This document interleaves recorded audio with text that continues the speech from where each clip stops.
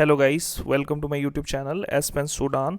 सो मेरी आज की वीडियो जो रहेगी वो हमीरपुर बोर्ड HPSSC क्लर्क द्वारा आई रिक्रूटमेंट के रिगार्डिंग रहेगी। तो जैसा कि आप सभी लोगों को पता होगा कि सितंबर मंथ में हमारा जो क्लर्क का पेपर है वो अनाउंस हो गया है। तो ये उसी के सिलेबस के रिगार्डिंग रहेगी कि कौन सा क्लर्क में कितना पोर्शन जो है, कितने क्वेश्चन किस पोर्शन से आते हैं और कौन सा पोर्शन जो है कितना कवर करता है एक क्लर्क के एग्ज़ाम में। वीडियो में आगे जाने से पहले अगर आपने हमारे चैनल को सब्सक्राइब नहीं किया है तो हमारे चैनल को सब्सक्राइब कीजिए और इस वीडियो को ज़्यादा से ज़्यादा लाइक कीजिए।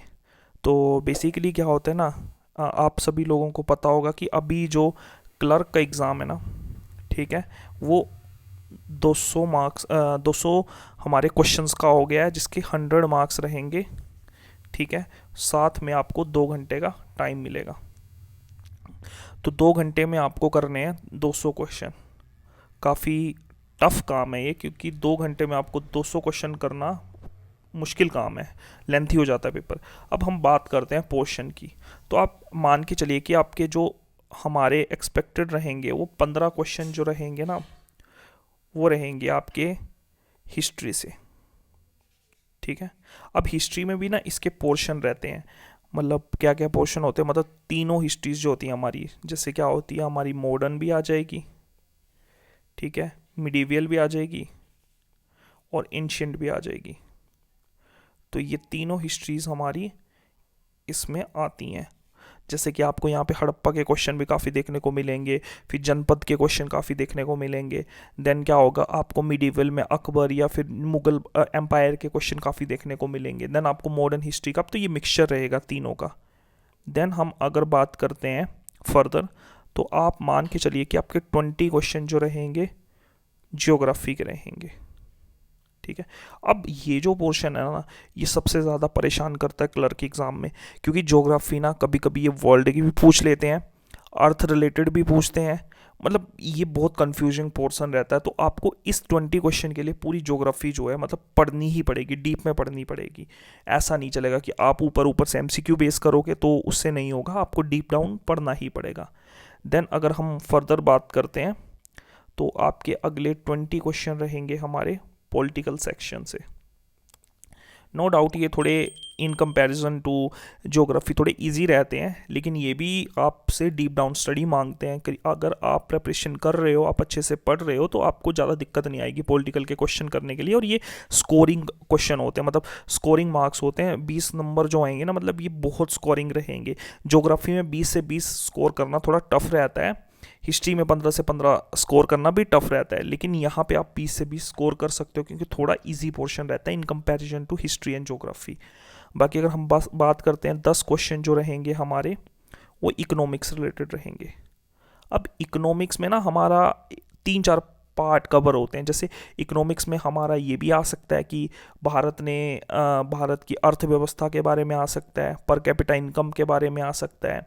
देन आपका कुछ टर्म्स होती हैं, जैसे इन्फ्लेशन होती है, डिफ्लेशन होती है, ऐसी ऐसी टर्म के बारे में भी आ सकते हैं क्वेश्चन। बैंकिंग के बारे में क्वेश्चन, 1-2 क्वेश्चन, मतलब बैंकिंग का इतना डीप डाउन ना पढ़ना, लेकिन फिर भी आपको फाइनेंशियल स्टेटमेंट्स इनका पता होना चाहिए। SLR क्या होता है, CRR क्या होता है, तो ये चीज़ें जो है ना बेसिक टर्म्स का पता होना चाहिए। इसके सीधा सीधा कभी फुल फॉर्म्स भी आ जाती हैं। अगर हम नेक्स्ट टॉपिक की बात करते हैं, तो अगले हमारे 20 क्वेश्चन जो रहेंगे वो साइंस से रहेंगे।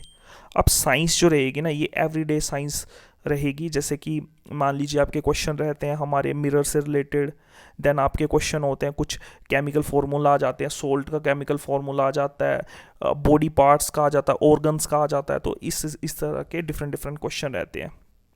अगर बाकी हम फर्दर बात करते हैं, तो बाकी हमारे जो 20 क्वेश्चन रहेंगे ना, वो HP और ज्योग्राफी, हिमाचल प्रदेश की हिस्ट्री और ज्योग्राफी के रिगार्डिंग रहेंगे। ठीक है, हिस्ट्री और ज्योग्राफी के रिगार्डिंग ये भी बहुत इंपॉर्टेंट और बहुत इजी पार्ट होता है। इसमें भी स्कोर करना बहुत इजी रहता है, क्योंकि ये सबसे सिंपलेस्ट फॉर्म के क्वेश्चन होते हैं, बहुत सिंपल फॉर्म में होते हैं क्वेश्चन।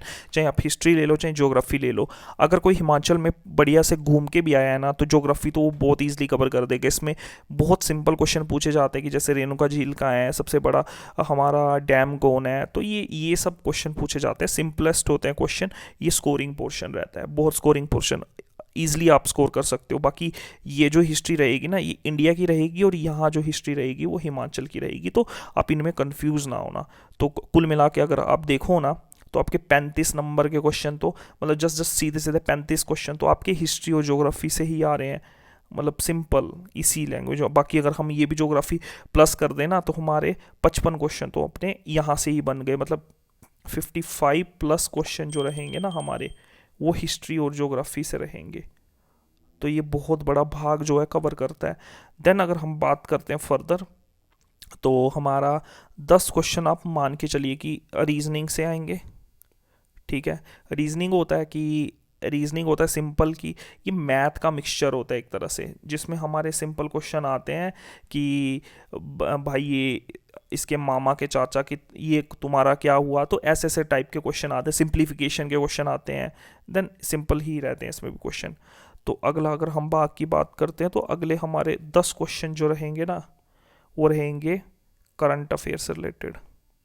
ठीक है, तो करंट अफेयर तो आप सभी लोगों को पता होगा, इसमें ज़्यादा कुछ बताने की ज़रूरत नहीं है, नीड नहीं है। कि सिंपल क्वेश्चन आते हैं करंट अफेयर की, कि कोई एक्सरसाइज के बारे में पूछ लेंगे, या फिर आपसे ये पूछ लेंगे कि भारत ने अभी, भारत का विदेश मंत्री कहाँ दौरा करके आए 15 अगस्त में, हमारा 26 जनवरी में हमारा कौन देश जो था वो गेस्ट था, 15 अगस्त में कौन था। तो ऐसे ऐसे क्वेश्चन रहते हैं, सिंपल रहते हैं। भारत किससे हथियार परचेज कर रहा, तो इस तरह के बिल्कुल सिंपल क्वेश्चन होते हैं।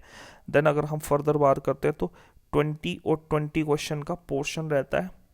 एक होता है हिंदी और एक होता है इंग्लिश।